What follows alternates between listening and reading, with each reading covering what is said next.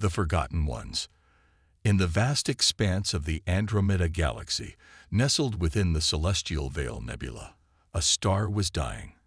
Its death throes cast an eerie, pulsating light across the surface of Zephyria, a world that had known peace for millennia. The Zephyrians, a race as gentle as the warm breezes that once caressed their purple plains, watched helplessly as their sun's fury grew with each passing day.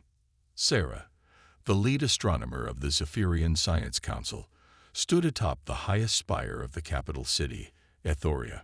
Her large, almond-shaped eyes, with irises that shimmered like opals, gazed at the angry red giant that dominated the sky. She blinked her inner eyelids, a reflex against the intense glare, and sighed deeply. "How much time do we have left, Sarah?" The question came from Zorn, the aged leader of the Zephyrian people. His once vibrant scales had faded to a pale lavender, a sign of the stress that weighed upon him. Sarah's tendrils, delicate appendages that served as both sensory organs and a means of fine manipulation, coiled tightly against her body, a clear sign of distress to any Zephyrian. "Less than a stellar cycle, Zorn. The solar flares are increasing in frequency and intensity. Our magnetic field won't be able to protect us much longer."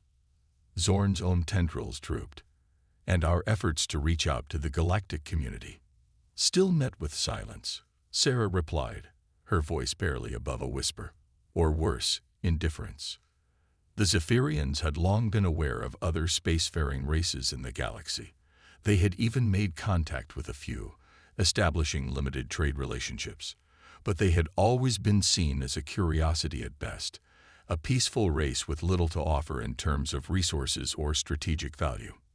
Now, in their hour of need, those fleeting connections proved woefully inadequate.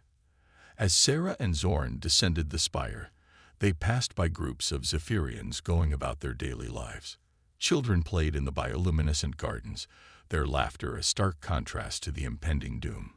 Adults tended to the living architecture of their cities, structures grown from a symbiotic relationship with native flora. The sight broke Sarah's hearts, all three of them. "We must address the people," Zorn said as they reached the base of the spire. "They deserve to know the truth." Sarah nodded in agreement.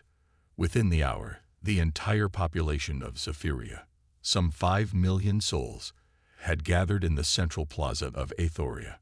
They stood in respectful silence as Zorn took his place on the speaking platform, Sarah by his side. "My fellow Zephyrians," Zorn began, his voice carried by organic amplifiers throughout the city. "For generations, we have lived in harmony with our world and with each other. We have cultivated peace, pursued knowledge, and cherished the beauty of existence. But now we face a challenge unlike any in our history." A murmur rippled through the crowd as Zorn continued. "Our sun, the giver of life, is dying. And with it, our world is dying too. We have reached out to the stars, to the other races we have encountered, seeking aid or sanctuary. But our calls have gone unanswered." Sarah stepped forward, her scientific training compelling her to offer facts amidst the grim news. "The solar flares will soon overwhelm our planet's defenses. We have perhaps one stellar cycle before Zephyria becomes uninhabitable." The crowd's reaction was not one of panic or despair, but of a deep, collective sadness. Zephyrians held each other close, tendrils intertwining in gestures of comfort and solidarity. They had always faced challenges as one, and even in this darkest hour, their unity did not waver. Zorn raised his hands, calling for attention once more. "We have not given up hope. Our brightest minds are working tirelessly to find a solution. But we must also prepare for the possibility that we may need to leave our beloved home. I ask each of you to be strong, to support one another, and to keep faith in the face of adversity." As the assembly dispersed, Sarah made her way to the planetary communication hub. It was a massive structure, its organic walls pulsing with the constant flow of data. Inside, a team of communication specialists worked around the clock, broadcasting distress signals across every frequency they knew. Luriel, the lead communications officer, greeted Sarah with a gentle touch of tendrils. Any response? Sarah asked, though she already knew the answer. Lurael's opal eyes dimmed slightly. Nothing of substance. The Arcturian Trade Consortium suggested we might be able to purchase sanctuary on one of their outer worlds. But the price? She trailed off, knowing that the Zephyrians' limited resources made such an option impossible. And the others? Sarah pressed. The Vexor Imperium warned us not to enter their space. The Quillaran Collective expressed sympathy but cited non-interference policies. The rest haven't even acknowledged our transmissions. Sarah's tendrils coiled tightly once more. Keep trying. There must be someone out there willing to help. As she left the communication hub, Sarah couldn't help but reflect on the cruel irony of their situation. The Zephyrians had always believed in the interconnectedness of all things, in the idea that the universe itself was a grand cosmic community. They had never developed weapons, never sought to conquer or dominate. Their technology had focused on harmony with nature, on healing and growth. Now those very principles that defined them as a species seemed to have sealed their fate. Days turned into weeks, and weeks into months. The Zephyrian sun grew more volatile, its flares reaching out like fiery tentacles, as if trying to drag its planets into a final destructive embrace. The once purple skies of Zephyria were now a constant, angry red. The planet's magnetic field, strained beyond its limits, allowed bursts of radiation to penetrate the atmosphere, withering crops and forcing the population to retreat into shielded underground shelters. In these dark caverns, lit by the soft glow of bioluminescent fungi, the Zephyrians continued their desperate efforts to save themselves. Engineers worked to adapt their organic technology into crude spacecraft, but the process was slow and resources were scarce. Scientists like Sarah pored over astronomical data, searching for any habitable worlds within reach of their limited space travel capabilities. Zorn, despite his advanced age, worked tirelessly to maintain order and hope among his people. He organized teams to tend to the underground gardens that now provided their only source of food. He comforted the young and the elderly, reminding them of the resilience that had always been at the core of Zephyrian culture. But as their sun edged closer to its cataclysmic end, even Zorn's unwavering spirit began to falter. In a rare moment of privacy, he confided in Sarah. "I fear I have failed our people," he said, his voice heavy with emotion. "A leader should protect, should find a way. But I am lost." Sarah placed a comforting tendril on Zorn's shoulder. "You haven't failed, Zorn. You've led us with wisdom and compassion. The universe itself has turned its back on us. Yet here we stand, still united, still striving." Zorn managed a weak smile. "Your words are kind, Sarah, but kindness alone will not save us." As if to punctuate Zorn's words, a violent tremor shook the underground chamber. Dust and small debris rained down from the ceiling. Alarms blared throughout the shelter complex. Sarah rushed to the nearest communication panel, her tendrils flying over the organic interface. "Report," she commanded. Lurael's voice came through, tight with tension. "Massive solar flare, the largest we've ever recorded. Our outer shields are down. We're registering severe tectonic disturbances across the planet." "Casualties?" Sarah asked, dreading the answer. There was a pause before Lurael responded. We've lost contact with the Eastern Shelter Complex. Population 5,000. The news hit Sarah like a physical blow. 5,000 souls, gone in an instant. It was the beginning of the end, and they all knew it. The Zephyrians had perhaps days left, not the months they had hoped for. As the tremors subsided, Sarah made her way through the crowded shelter.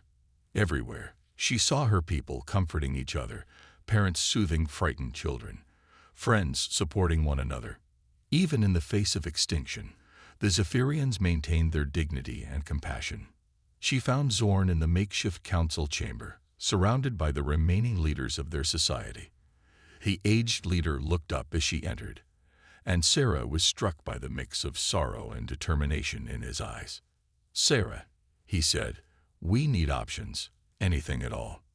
She took a deep breath, steeling herself. We've identified a potentially habitable moon in a nearby system.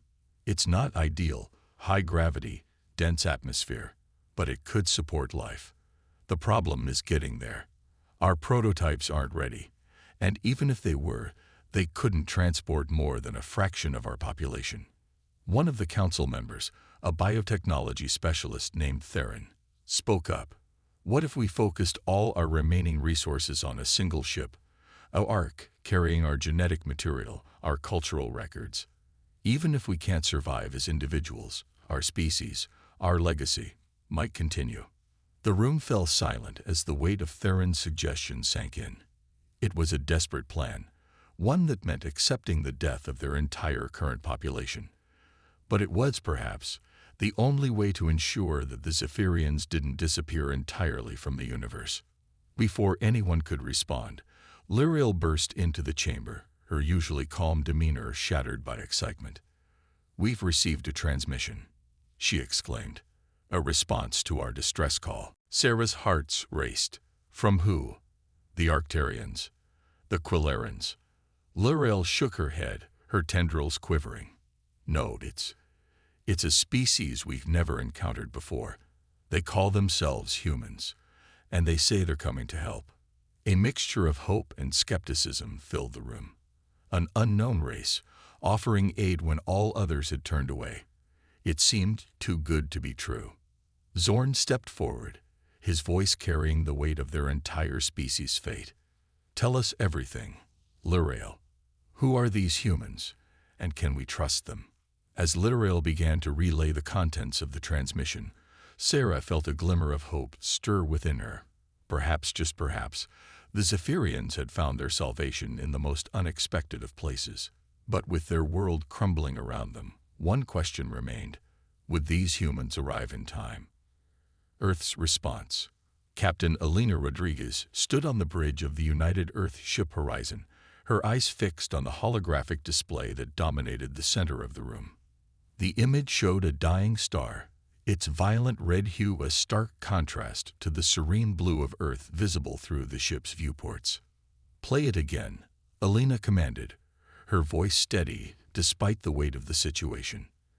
Lieutenant Aisha Khalid, the ship's communications officer, nodded and tapped a few commands into her console. The air shimmered as a new hologram appeared, a translation of the distress signal that had reached Earth just days ago. A soft, melodic voice filled the bridge, tinged with desperation. "To any who can hear us, we are the Zephyrians. Our world is dying as our sun enters its final phase. We have no means to save ourselves. If there is compassion in the galaxy, we beg for your aid. Please, we don't want to be the last of our kind." As the message faded, Elena turned to her senior staff. "Thoughts?" Dr. Yuki Tanaka, the ship's xenobiologist, spoke first. "If the message is genuine, we're looking at a sapient species on the brink of extinction. The ethical implications of non-intervention are significant." "If it's genuine," repeated Commander Jack Morrison, head of security. "Captain, this could be a trap. We've never encountered these Zephyrians before. For all we know, this could be an elaborate ploy by the Arcturian Trade Consortium to lure us into their territory." Elena nodded, acknowledging both perspectives. "Valid points, but we can't ignore this. Humanity's first contact with alien life was less than a decade ago. We're still newcomers on the galactic stage. This could be our chance to show who we are, what we stand for." She turned to the ship's AI interface.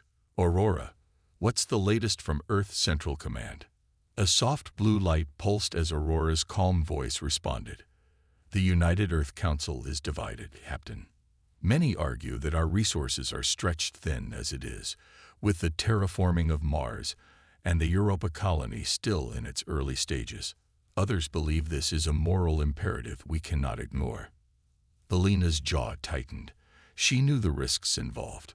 Earth had only recently developed faster-than-light travel, and their presence in the galactic community was still tenuous. Many of the older, more established species view humans with a mixture of curiosity and dismissal. Some, like the aggressive Vexor Imperium, saw them as potential threats to be contained. "What's the status of the Zephyrian star system?" Elena asked. Aurora's light pulsed again as it processed data. "Based on the information provided in the distress signal and our long-range scans, the Zephyrian sun will reach critical mass in approximately 47 Earth days. Total planetary destruction is predicted within 50 to 52 days." The bridge fell silent as the crew absorbed this information. They all knew what it meant. If they were going to act, it had to be now. Elena straightened her uniform and addressed her crew. "I know we're all thinking the same thing. This mission would be dangerous, unprecedented, and could have far-reaching consequences for humanity's place in the galaxy. But we can't call ourselves an enlightened species if we turn our backs on those in need." She paused, looking each of her senior staff in the eye. "I'm going to recommend to Earth Central that we launch a rescue mission. I want all of you to understand, this is entirely voluntary. Anyone who wishes to stay behind will be reassigned with no repercussions." To Elena's pride, not a single member of her crew moved. Jack Morrison, despite his earlier reservations, was the first to speak. "Captain, I think I speak for all of us when I say, when do we leave?" A small smile tugged at Elena's lips. "Thank you all. Prepare your departments.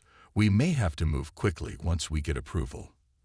As the senior staff dispersed to their duties, Elena retreated to her ready room. She had a call to make, one that could change the course of human history.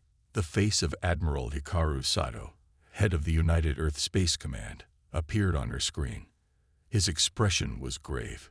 "Captain Rodriguez, I assume you're calling about the Zephyrian situation." Elena nodded. "Yes, Admiral. I'm formally requesting permission to lead a rescue mission to the Zephyrian homeworld." Admiral Sato's brow furrowed. "You understand the risks, Elena. This goes beyond just the dangers to your ship and crew. The Arcturians have already lodged a formal protest, claiming this would be a violation of their sphere of influence.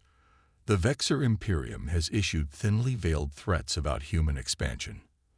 "I understand, sir," Elena replied, her resolve unwavering. "But this is bigger than politics. We have the chance to save an entire species. If we don't at least try, what does that say about us?" The Admiral was silent for a long moment, his eyes searching Elena's face through the screen. Finally, he sighed. "The Council is deadlocked. But in light of the time-sensitive nature of this situation, they granted me emergency powers to make the final decision."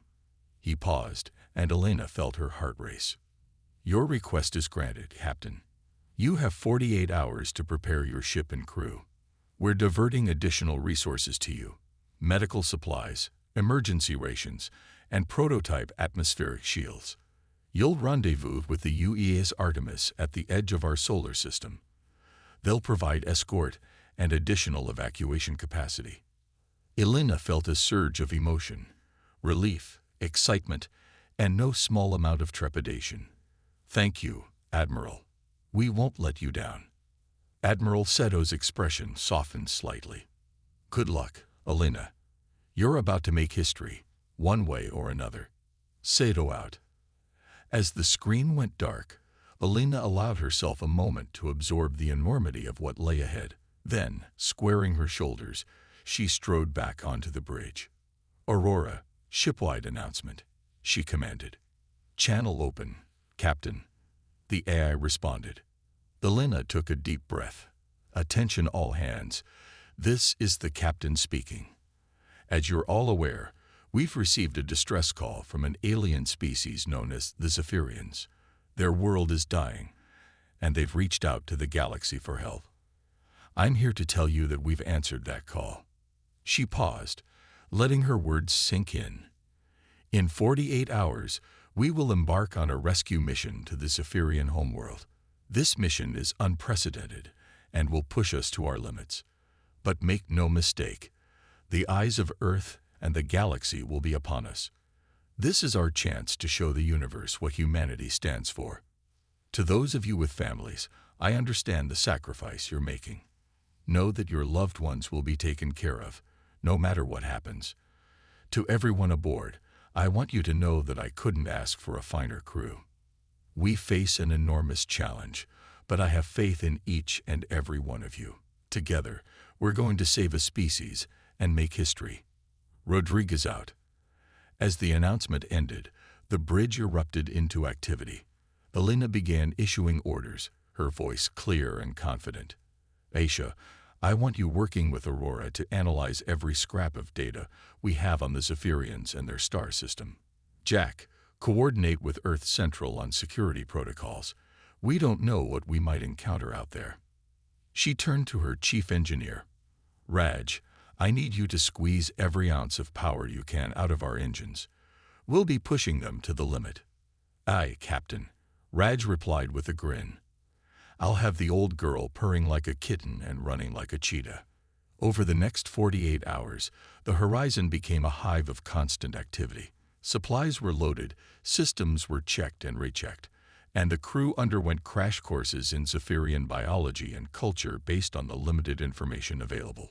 Dr. Tanaka worked tirelessly with her medical team, developing protocols for potential Zephyrian patients and adapting Earth medicines for alien physiologies. We're flying blind here, she admitted to Elena during a brief status meeting, but we're doing our best to prepare for any eventuality. Jack Morrison and his security team ran countless drills, preparing for everything from evacuations to potential hostile encounters. We're as ready as we can be, Captain, he reported. But I'd feel a lot better if we knew more about what we're flying into. As the deadline approached, Elena found herself in the ship's observation lounge, staring out at the stars. The enormity of their mission weighed heavily on her. They were about to traverse distances never before attempted by humans, to save a species they'd never met, all while navigating the complex political waters of a galactic community that still viewed them as upstarts. Penny for your thoughts, Captain. The voice belonged to Dr. Emily Chen, the ship's counselor. Elena smiled wryly, just contemplating the impossible task we've set for ourselves. Emily moved to stand beside her, her gaze also fixed on the star-filled vista. You know, throughout human history, our greatest achievements have always been those things we once thought impossible. Breaking the sound barrier, landing on the moon, developing faster than light travel, Elena mused. Exactly, Emily nodded. And now, we're about to attempt something even greater, saving an entire civilization. It's daunting, yes, but it's also who we are. Humanity at its best has always reached out to help others, to explore, to push boundaries. Elena felt some of the tension leave her shoulders. You're right, of course. I just hope we're up to the challenge. We are, Emily said with quiet confidence. Because we have to be. Their conversation was interrupted by Aurora's voice. Captain, we're receiving a transmission from the UES Artemis. They're in position and ready for our rendezvous. Elena straightened, her moment of reflection over. It was time. Thank you, Aurora. Inform the Artemis we're on our way.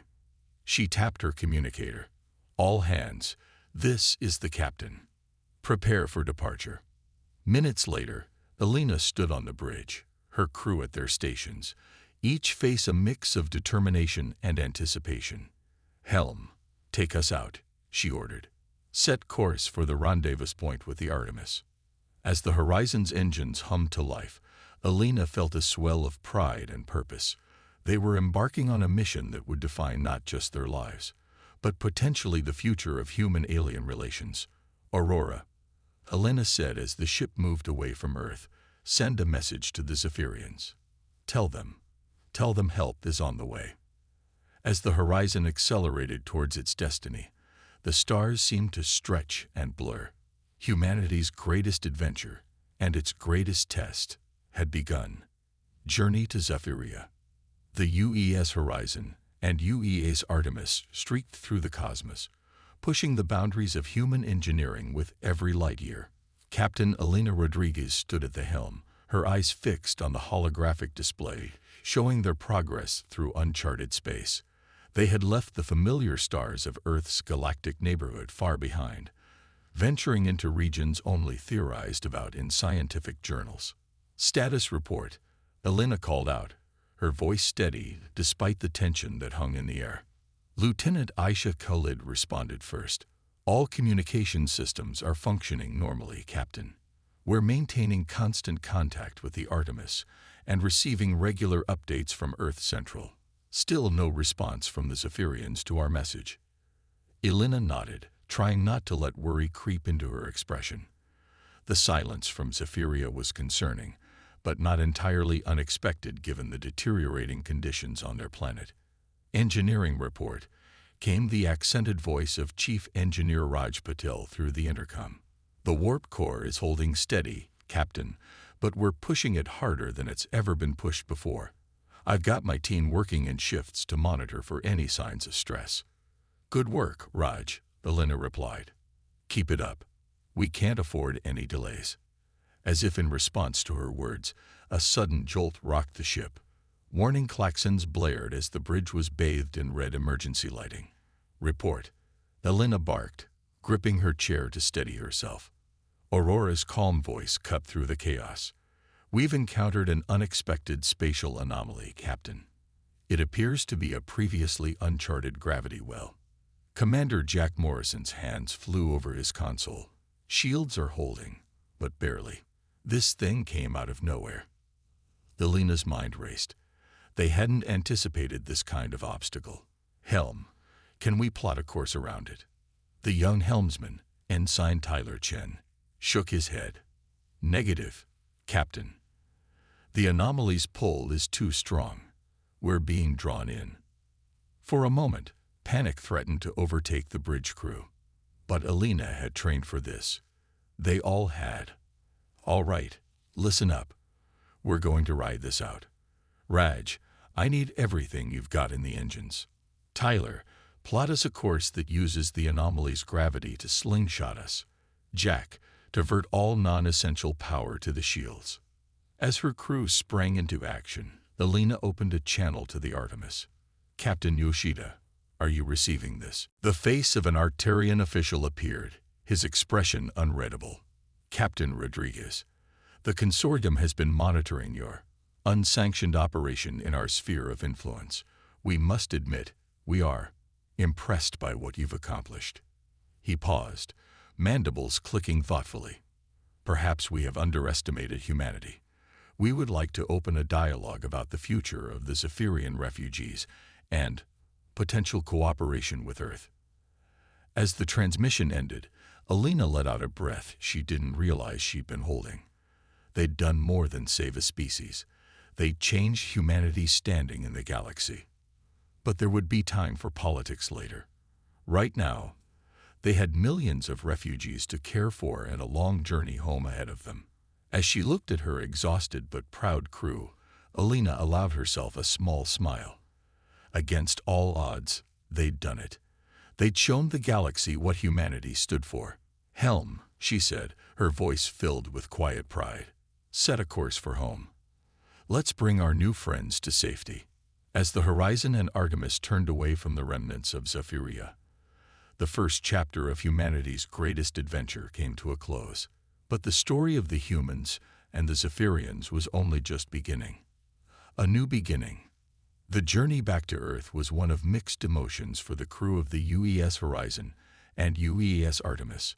Elation at their incredible achievement battled with exhaustion and the somber weight of those they couldn't save. The ships, pushed far beyond their design limits, limped through space, their crews working tirelessly to keep systems operational. In the Horizon's medical bay, Dr. Yuki Tanaka stood over the unconscious form of Chief Engineer Raj Patel. He had been badly injured during the final moments of the evacuation, but thanks to Dr. Tanaka's quick action, he was now stable and recovering. You just had to play the hero, didn't you? Yuki murmured, adjusting Raj's IV. A small smile played on her lips, belying the worry in her eyes. Nearby, Zephyrian refugees huddled in makeshift beds, their opalescent eyes wide, as they took in their alien surroundings.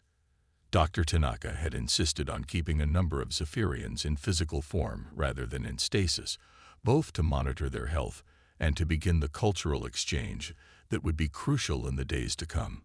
On the bridge, Captain Elena Rodriguez stared out at the stars, lost in thought. The past week had been the most challenging of her career, pushing her and her crew to their absolute limits.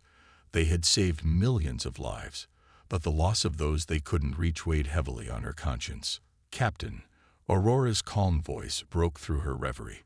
"We're receiving a transmission from Earth. It's Admiral Sato." Elena straightened her uniform, suddenly aware of how disheveled she must look after days without proper rest. "On screen," she commanded. Admiral Hikaru Sato's face appeared, his usually stoic features softened by what looked like pride. "Captain Rodriguez, on behalf of the United Earth Council and all of humanity, I want to commend you and your crew for your extraordinary actions. You've not only saved millions of lives, but have also fundamentally altered humanity's place in the galactic community." Elena nodded, grateful for the recognition, but too tired for much ceremony. "Thank you, Admiral. But we still have millions of refugees in our care. What's the plan for when we reach Earth?" Sato's expression grew serious. "We've been working around the clock to prepare. The Ganymede colony has volunteered to take in a significant number of refugees.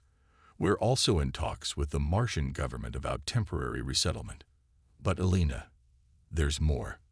He paused, and Elena felt a knot form in her stomach. "What is it, sir?" "Your actions have sparked a firestorm in the galactic political arena. The Arcturian Trade Consortium, impressed by our capabilities, has proposed a trade agreement more favorable than anything we could have hoped for. The Quillaran Collective has reached out about potential cultural exchanges. Even the Vexor Imperium seems to be reassessing their stance towards us." Elena let out a slow breath. They had set out to save a species and had ended up reshaping galactic politics. "And the Zephyrians, what's to become of them?" Sato's expression softened. "That's going to be a longer conversation, Captain. For now, our priority is getting them safely settled. But there's already talk of finding them a new homeworld, perhaps even within our solar system. Your mission has opened up possibilities we never imagined." Elena found herself constantly amazed by her crew's resilience. Engineer Raj Patel worked miracles in the engine room, coaxing every ounce of power from the straining warp core. Dr. Emily Chen, the ship's counselor, moved tirelessly among the crew, offering support and helping to maintain morale in the face of mounting stress. As they entered the final stretch of their journey, Elena called a meeting of her senior staff. They gathered in the conference room, faces showing a mix of exhaustion and determination. "We're almost there," Elena began, looking around the table. "In less than 24 hours, we'll be entering the Zephyrian system. I need to know where we stand." One by one, her officers reported. The picture that emerged was one of a ship and crew pushed to their limits, but still functioning, still determined to complete their mission. "There's one more thing we need to discuss," Elena said as the reports concluded. She nodded to Dr. Tanaka, who proceeded to brief the team on the spatial anomaly findings. The room fell silent as the implications sank in. It was Commander Morrison who finally spoke up. "Captain, with all due respect, are we sure we want to risk flying into what could be a maze of space-time distortions?" Elena understood his concern. It was her job to weigh the safety of her crew against the mission objective. But as she looked around the table, she saw not fear, but resolve in the eyes of her team. "The risk is great," she acknowledged. "But we've come too far to turn back now.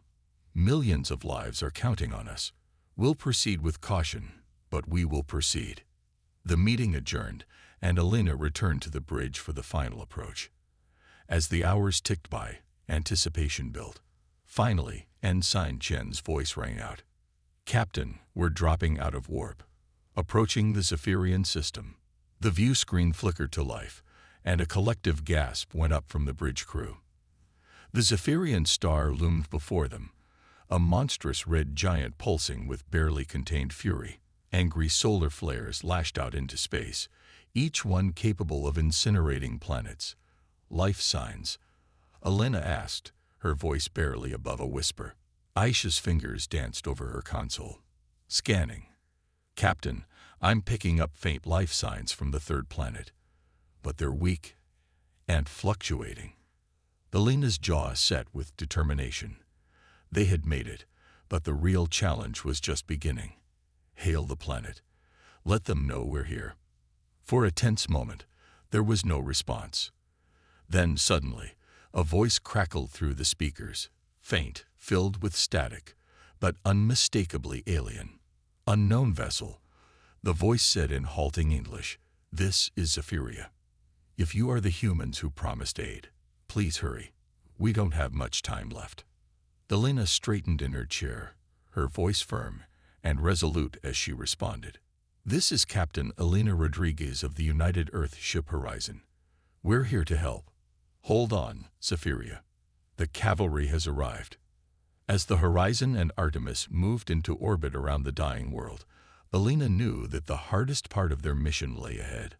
But looking at her crew, tired, stressed, yet unwavering in their commitment, she felt a surge of pride and hope. Whatever challenges awaited them on the surface of Zephyria, they would face them together. The rescue of the Zephyrians was about to begin. Race against time. The UES Horizon hung in low orbit around Zephyria, its hull gleaming against the angry red backdrop of the dying star. On the bridge, Captain Alina Rodriguez stared at the view screen, taking in the devastating scene before her. The once beautiful purple world was now a chaos of storms and quakes, its surface scarred by rivers of magma. "Aurora, full planetary scan," Alina commanded, her voice tight with urgency. The eyes' calm tones filled the bridge. "Scanning complete, Captain. Zephyria's core is highly unstable due to gravitational forces from the expanding star. Planetary breakup is imminent. Estimate 72 hours until total structural failure." Alina's heart sank. They had even less time than they'd anticipated. Life signs. Detecting approximately 4.2 million life forms, concentrated in underground shelters across the planet's northern hemisphere, Aurora reported. However, life support systems in these shelters are failing. Without intervention, survival rates will drop to zero within 48 hours. The gravity of the situation settled over the bridge crew like a physical weight. They had traveled across the galaxy, pushed themselves and their ship to the limit, only to find themselves in a race against time that seemed almost impossible to win. But Alina hadn't come this far to give up now. "All right, people, listen up. We've got 4.2 million souls down there counting on us. Let's show them what humanity can do. Aisha, establish communication with the Zephyrian leaders. Jack, coordinate with the Artemis for a two-pronged evacuation plan. Dr. Tanaka, prep your medical teams. We're going to have a lot of patients very soon." As her crew sprang into action, Alina opened a channel to the planet's surface. A holographic image flickered to life, revealing two Zephyrians. Their opalescent eyes were wide with a mixture of fear and hope, their tendrils quivering with emotion. "This is Zorn, leader of the Zephyrian people," the older of the two said, his voice trembling slightly. "With me is Sarah, our chief scientist. We had almost given up hope." Alina straightened, projecting confidence she didn't entirely feel. "I'm Captain Alina Rodriguez of the UES Horizon. We're here to help, but we need to move quickly. Can you coordinate your people for immediate evacuation?" Sarah stepped forward, her scientist's mind already grappling with the logistics. "We've gathered as many as we could in the main shelter complexes. But, Captain, our readings show your vessels couldn't possibly accommodate our entire population." "We've come prepared," Alina assured her. "We have advanced matter-energy conversion technology that will allow us to store a large number of your people in a suspended state. It's completely safe, and it's our best chance of evacuating everyone in time." She could see the doubt and fear in the Zephyrians' eyes at the mention of this alien technology, but to their credit, they nodded in acceptance. There was no time for lengthy explanations or debates. "We'll begin transporting evacuation teams to the surface immediately," Alina continued. "Please have your people ready. We don't have a moment to waste." As the communication ended, Elena turned to her crew. You all know what's at stake. We've trained for this, but the reality is going to be chaotic and stressful. Remember your training. Watch out for each other, and let's bring these people home. Within minutes, shuttles were launching from both the Horizon and the Artemis, carrying teams of engineers, medics, and security personnel. Elena coordinated from the bridge, watching as dozens of glowing dots on the planetary display represented her people risking their lives to save a species they had only just met. On the surface, the human evacuation teams were met with scenes of desperation and hope. The Zephyrians, their purple skin pale from months underground, emerged from their shelters in orderly lines, guided by their own leaders and the human rescue workers. Dr. Yuki Tanaka found herself in the largest shelter complex, quickly setting up a trade center. The Zephyrians' alien physiology presented challenges, but her team adapted quickly, their intensive training paying off. Remember, she called out to her medical staff, their cardiovascular system is trinary. Check all 3 heart rates before initiating stasis, and be gentle with the tendrils. They're highly sensitive sensory organs. In another part of the complex, Chief Engineer Raj Patil oversaw the setup of the matter-energy converters. These devices, the product of humanity's most advanced science, would convert the Zephyrians into energy patterns, storing them safely until they could be rematerialized later. It's perfectly safe, Raj assured a group of nervous Zephyrians, his warm smile transcending the language barrier. You'll feel a slight tingle, and then you'll wake up safe and sound on our ship. Promise. As the first groups of Zephyrians were successfully converted and transported to the Horizon, a cheer went up from both humans and aliens. It was working. They had a chance. But the optimism was short-lived. Just as they were hitting their stride, a violent tremor shook the ground. Cracks appeared in the shelter's ceiling, raining debris down on the evacuees. Captain. Commander Morrison's voice crackled over the comm. The planet's becoming more unstable. We're seeing massive tectonic shifts. At this rate, we've got less than 24 hours before total breakup. Elena's mind raced. They were moving as fast as they could, but it wasn't going to be fast enough. Understood, Jack. Keep pushing. We'll find a way to buy more time. She turned to the science station. Aurora, give me options. How can we slow down the planet's deterioration? The eye was silent for a moment, its processors working at full capacity. There is a possibility, Captain, but it carries significant risk. If we position the Horizon and Artemis in specific orbital locations, we could use our shield generators to create a temporary stabilizing field around the planet. This could slow the breakup process by several hours. But, Elena prompted, knowing there had to be a catch, but it would place both ships in extremely vulnerable positions. The stellar radiation and gravitational forces could cause severe damage. There's also a 22% chance that if the planet does break up while we're maintaining the field, both ships would be destroyed. Elena closed her eyes, weighing the options. It was an impossible choice. Risk everything on a dangerous gamut, or accept that they wouldn't be able to save everyone. But as she opened her eyes and looked at the determination on the faces of her crew, she knew there was only one choice they could live with. Do it, she ordered. Contact the Artemis. Let's get into position. As the 2 ships maneuvered into place, Elena opened a ship-wide channel. Attention all hands. We're about to attempt a highly dangerous maneuver to buy more time for the evacuation. I won't lie to you, this could cost us everything. But every minute we gain could mean thousands of lives saved. I'm proud to serve with each and every one of you. Whatever happens next, know that we're making history and saving a civilization. Rodriguez out. The Horizon shuddered as it locked into position, its shields extending to link with those of the Artemis. The view screen showed a web of energy spreading out to envelop the dying planet. Almost immediately, warning alarms blared across the ship. Shield strength down to 80% and falling, reported Lieutenant Khalid. Hull temperature rising. We're taking a beating, Captain. Elena gripped her chair, her knuckles white. Hold steady. Divert all non-essential power to the shields. We need to give our people on the ground every second we can." On the surface, the human teams worked with frantic energy. The stabilizing field had slowed the planet's death throes, but it was clear that time was still running out. Dr. Tanaka's medical team was running on stims, pushing through exhaustion to process evacuees as quickly as safely possible. Engineer Patel had his teams working in shifts, the matter-energy converters glowing hot with constant use. Commander Morrison coordinated security, dealing with occasional flare-ups of panic among the Zephyrians. "Easy," he said softly to a frightened Zephyrian child, kneeling down to meet its opalescent eyes. "We're going to get you out of here.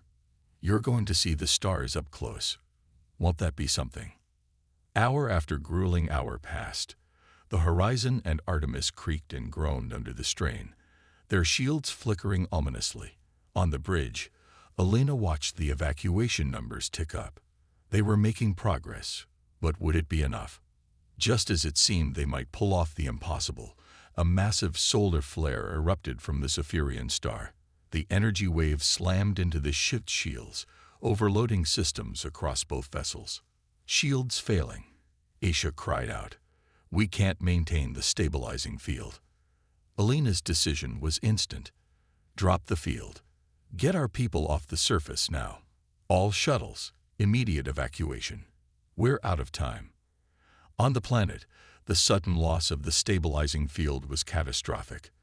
The ground began to break apart, magma bursting through new fissures. In the main shelter, Raj Patel looked up in horror as the ceiling began to collapse. "Everyone out," he shouted, herding Zephyrians towards the shuttles. He worked frantically to disconnect the matter-energy converters, knowing the vital data they contained. A falling beam struck him, pinning him down. As his vision blurred, he saw Dr. Tanaka rushing towards him, determination etched on her face. In orbit, the Horizon's sensors painted a grim picture. The planet was coming apart at the seams. Elena watched, heart in her throat, as the last shuttles raced from the surface, weaving through debris and magnetic storms. "Come on," she whispered. "Come on." The final shuttle, overloaded and straining, burst through the atmosphere. Behind it, Zephyria began to break apart in earnest, continent-sized chunks, spinning off into space. "Shuttle secured," Aisha reported, relief evident in her voice. "All teams accounted for." A ragged cheer went up on the bridge, quickly silenced as Elena raised her hand. "Aurora, final count. How many did we get?" The A's response was swift. Final evacuation tally, 3,827,459 Zephyrians successfully transported and stored.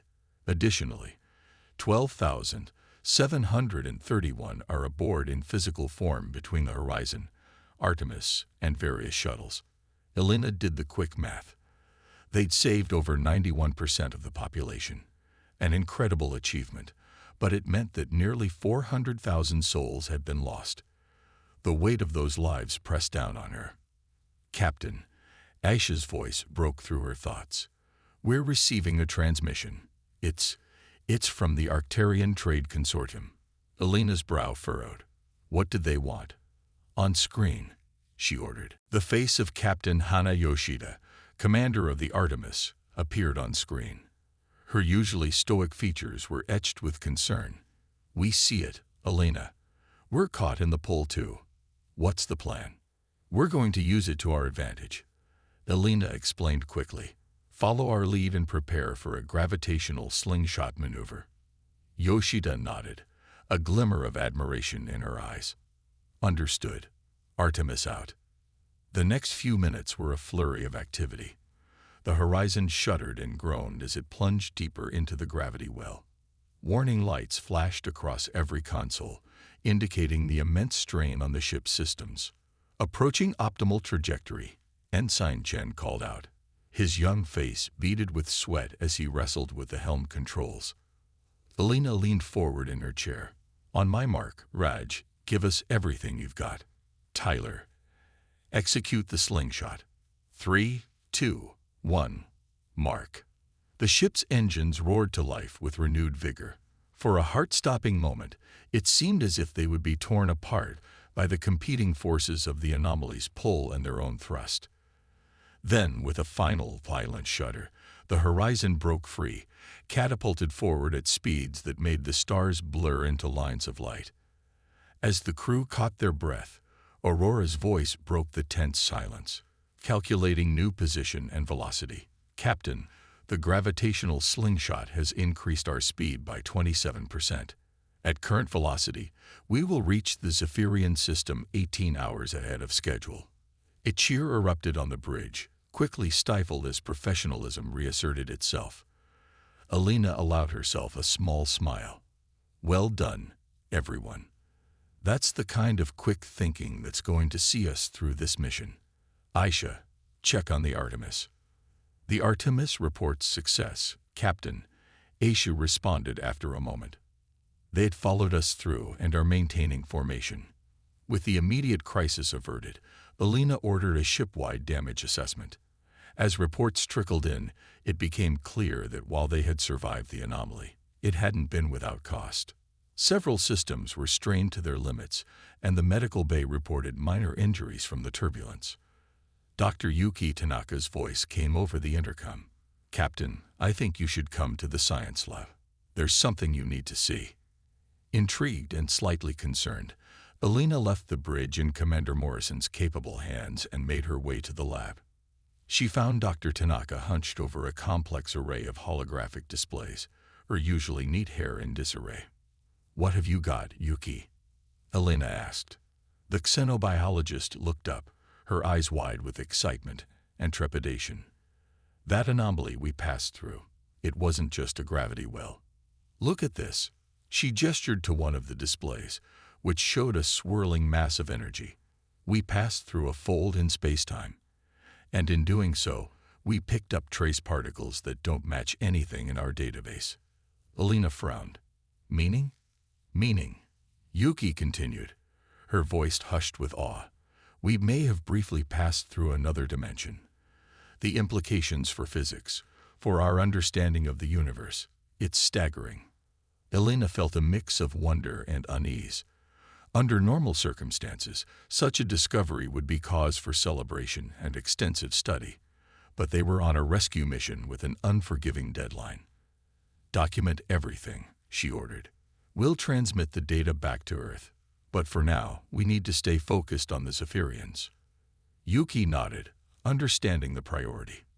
"Of course, Captain, but there's one more thing.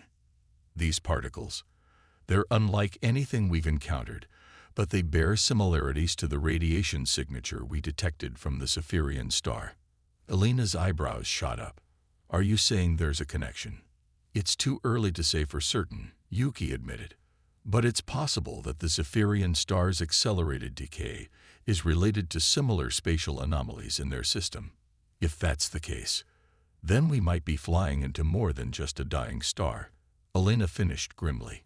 "Keep working on this, Yuki. I want to know everything you can tell me before we reach Zephyria." As Alina made her way back to the bridge, her mind raced with the implications of this new information. They had prepared for a challenging rescue mission, but the possibility of dealing with unpredictable spatial anomalies added a whole new level of danger. The rest of the journey was marked by a series of smaller crises, power fluctuations, navigation system glitches, and brief losses of communication with the Artemis. Each time, the crew of the Horizon rose to the challenge, their ingenuity and determination carrying them through. As the transmission ended, Alina turned to her crew. She saw the same mix of exhaustion and pride on their faces that she felt herself. "You heard the Admiral," she said. "We're not done yet. Let's bring our guests home." The next few days were a flurry of activity as the ships prepared for their arrival at Earth. Dr. Tanaka worked with the Zephyrian leaders to prepare their people for the shock of a new world. Commander Morrison coordinated with Earth's security forces to ensure a smooth reception. And through it all, the cultural exchange began in earnest.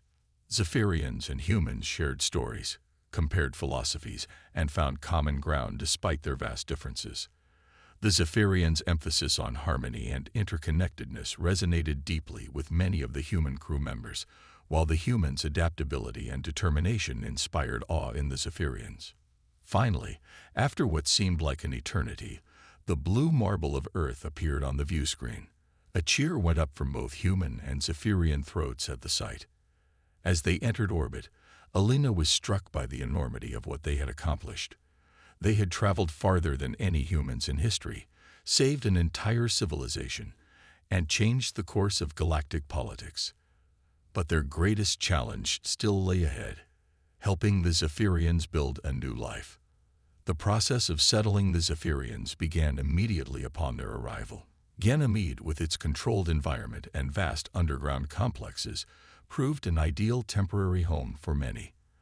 The Martian government, eager to prove itself on the galactic stage, threw open its doors to thousands more. But it was on Earth itself where the most profound changes were taking place. As the first Zephyrians set foot on the planet's surface, humanity as a whole was forced to confront the reality of their place in a larger cosmic community. In New Beijing, Zorn and Sarah stood before the United Earth Council, their tendrils quivering with a mix of anxiety and hope. Alina stood beside them, there to introduce Earth's newest residents to its leaders. Esteemed members of the Council, Zorn began, his voice carrying the weight of his people's future. We come before you not just as refugees, but as a people eager to contribute to our new home. We bring with us knowledge of sciences you have yet to discover, philosophies that may complement your own, and a deep gratitude for the second chance you have given us. Sarah stepped forward, her scientist's curiosity evident in her shimmering eyes. Already, we see potential for great advancements through cooperation. Our understanding of harmonics and bioresonance could revolutionize your medical technologies. Your mastery of space travel and energy manipulation offers us opportunities we never dreamed of on our old world. The Council listened intently, and Alina could see the dawning realization on their faces. This wasn't just a humanitarian mission anymore. It was the beginning of a partnership that could propel both species to new heights. In the months that followed, the integration of the Zephyrians into Earth society became the greatest undertaking in human history. There were challenges, of course. Cultural misunderstandings led to occasional tensions. The logistics of housing and feeding millions of refugees strained resources. But for every problem, there seemed to be an opportunity for growth and understanding. Zephyrian scientists, working alongside their human counterparts, made breakthrough after breakthrough.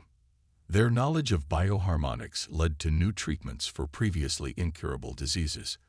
Zephyrian architects, in collaboration with human engineers, began designing cities that were marvels of efficiency and beauty, blending the best of both worlds.